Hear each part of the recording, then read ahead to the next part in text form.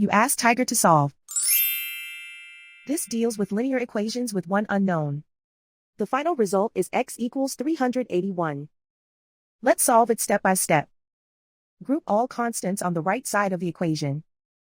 Subtract 145 from both sides. Group like terms. Simplify the arithmetic.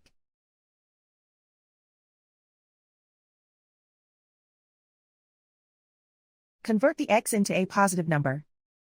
Multiply both sides by -1. Remove the ones. Simplify the arithmetic. And so the final result is x equals 381.